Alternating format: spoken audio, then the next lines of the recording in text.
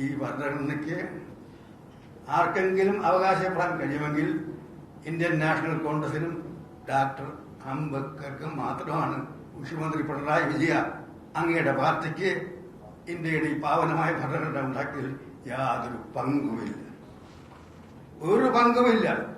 നിങ്ങൾ കോൺഗ്രസിനെ ആക്ഷേപിക്കാനുള്ള യാതൊരു അവകാശവുമില്ല. നെഹ്റു ഗവൺമെന്റിനെതിരായി സായുധ വിപ്ലവം നടത്താൻ ആഹ്വാനം നൽകി ആ പ്രമേയം പാസാക്കി. ഭരണഘടന ഉണ്ടാക്കിയതിൽ പങ്കില്ലെന്ന് മാത്രമല്ല, ഭരണഘടന ഉണ്ടാക്കുന്നതിനെ അട്ടിമറിക്കാൻ ശ്രമിച്ചവരാണ് പിണറായി വിജയ, അങ്ങയുടെ പാർട്ടിയുടെ പൂർവികന്മാർ എന്ന കാര്യം അങ്ങനെ മറക്കരുത്. ആ ചരിത്രം മറച്ചു വെച്ചുകൊണ്ട് എല്ലാ ദിവസവും മാധ്യമങ്ങളെ വിളിച്ച് ഭരണഘടന ഉണ്ടാക്കിയ കോൺഗ്രസിനെ പരിഹസിക്കുന്നത്, അതിൽ കേരളത്തിലെ ജനങ്ങൾ അങ്ങയ്ക്ക് മാപ്പ് വരില്ല, ദുഃഖിക്കേണ്ടി വരും എന്നാണ് എൻ്റെ അഭിപ്രായം. ഈ ഭരണഘടന എങ്ങനെ ഉണ്ടായി? ഈ ഭരണഘടന ഉണ്ടാക്കിയതാരാണ്? ഇന്ത്യയുടെ വിഭജനം, ഇന്ത്യയുടെ സ്വാതന്ത്ര്യം യാഥാർത്ഥ്യമാകുന്നതിന് മുമ്പ് തന്നെ ഭരണഘടനാ സമിതി രൂപവത്കരിച്ചു. അതിനുശേഷമാണ് ഇന്ത്യ രണ്ടായത്. പാകിസ്ഥാനുണ്ടായി. പാകിസ്ഥാനുണ്ടായപ്പോൾ ജിന്നയുടെ അനുയായികൾ, പാകിസ്ഥാൻ അനുയായികൾ ഭരണഘടനാ സമിതിയിൽ നിന്നും പോയി. ഇന്നത്തെ അവശേഷിച്ച ഭരണഘടനാ സമിതി ഇന്ത്യൻ നാഷണൽ കോൺഗ്രസിന് നിർണായകമായ ഭൂരിപക്ഷമുള്ള കോൺഗ്രസ് പറയുന്ന അഭിപ്രായങ്ങൾ മാത്രം നടപ്പാകുന്ന ഭരണഘടനാ സമിതിയാണ് പാകിസ്ഥാനോട് അതിനുശേഷം അവശേഷിച്ചത്. ഈ ഭരണഘടന ഉണ്ടാക്കിയതിന്റെ അവകാശം ഇന്ത്യൻ നാഷണൽ കോൺഗ്രസിനും ഡോക്ടർ അംബേദ്കർക്കും മാത്രമാണ്. മാത്രം, മറ്റാർക്കും അവകാശമില്ല. പാകിസ്ഥാൻ ഉണ്ടായി കഴിഞ്ഞപ്പോൾ ഇന്ത്യയിൽ വലിയ വിവാദമുണ്ടായി. ഹിന്ദു മഹാസഭയാണ് ആ വിവാദം നയിച്ചത്. അവർ പറഞ്ഞു, പാകിസ്ഥാൻ ഉണ്ടായി, പാകിസ്ഥാൻ മത രാഷ്ട്രമാണ്. പാകിസ്ഥാൻ ഉണ്ടായ സ്ഥിതിക്ക് ഇന്ത്യ ഒരു മതാധിഷ്ഠിത രാഷ്ട്രമാക്കണമെന്നാണ്.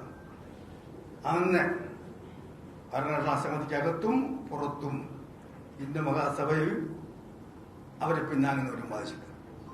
മഹാത്മാഗാന്ധി പറഞ്ഞു, നടക്കില്ല, ഇന്ത്യ ഒരിക്കലും പാകിസ്ഥാനാകാൻ പറ്റില്ല.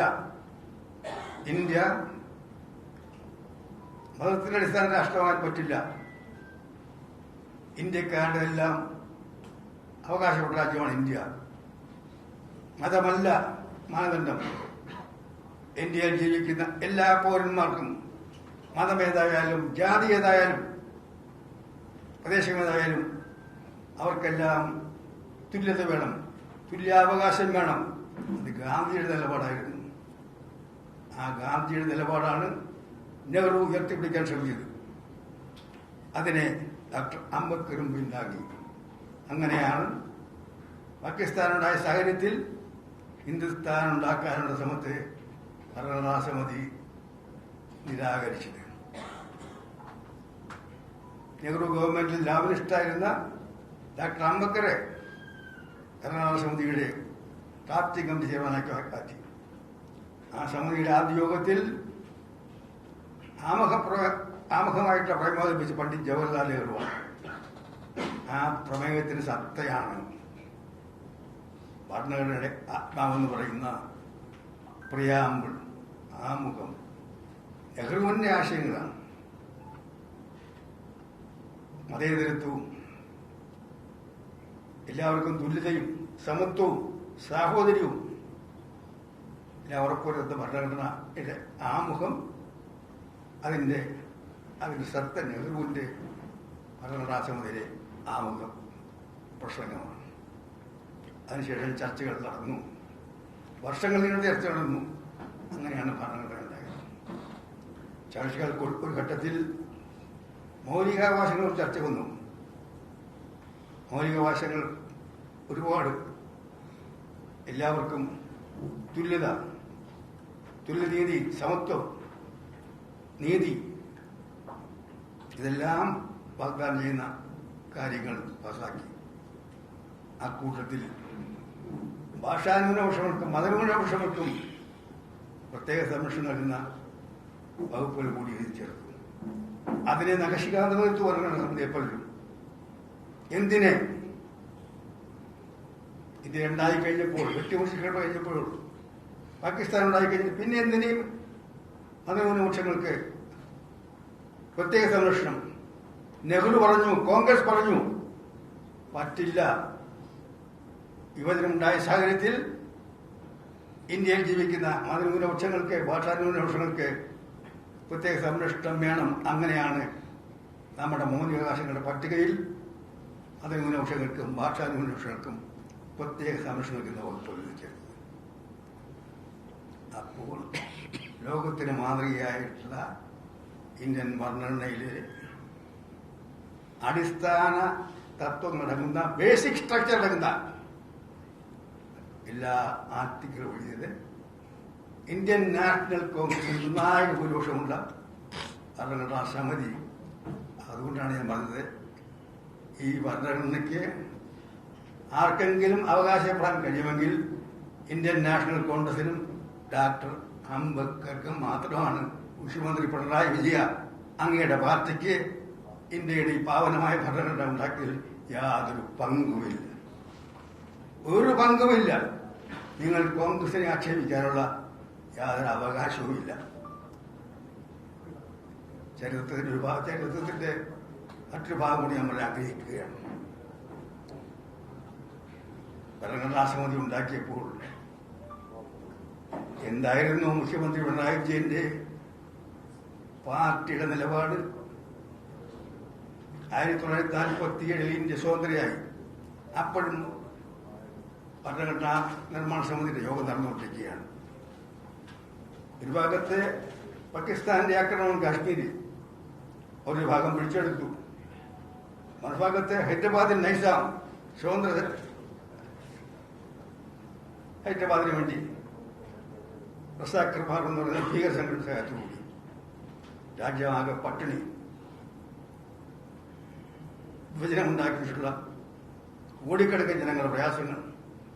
അങ്ങനെ ഇന്ത്യ ഗവൺമെന്റ് ആകെ വിഷമിക്കുന്ന ഘട്ടത്തിൽ കമ്മ്യൂണിസ്റ്റ് പാർട്ടി 1948 കൽക്കട്ടയിൽ ചേർന്ന് കൽക്കട്ട കോൺഗ്രസ് കൽക്കട്ട തീസിസ് ഇന്ത്യക്ക് കിട്ടിയ സ്വാതന്ത്ര്യമല്ല.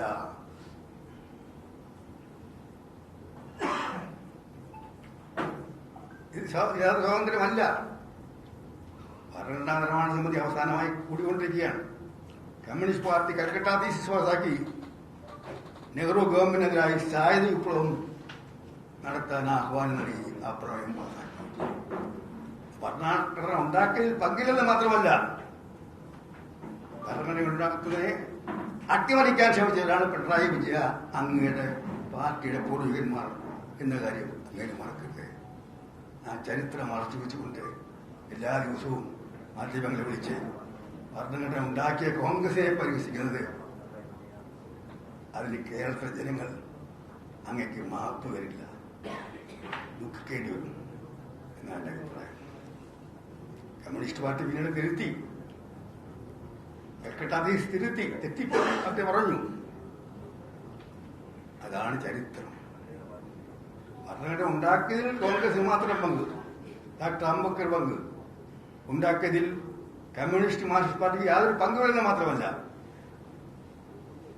നെഹ്റു ഗവൺമെന്റ് അട്ടിമറിക്കാൻ ശ്രമിച്ചവരാണ്, ഭരണഘടന ഉണ്ടാക്കിയതിൽ തടസ്സപ്പെടുത്തിയവരാണ് എന്ന് ഭരണഘടനയുടെ ഭാവനത്തെക്കുറിച്ച് പറയുകയും കോൺഗ്രസ് ആടിക്കടിക്കുന്നതോടെ ചെയ്യുന്നത് വളരെ വ്യക്തമായിരിക്കുന്നു. അരിയാഹാരം കഴിക്കുന്ന കേരളീയർ നിങ്ങളുടെ നിരാകരിക്കും. ഏപ്രിൽ 26 അത് നടക്കും.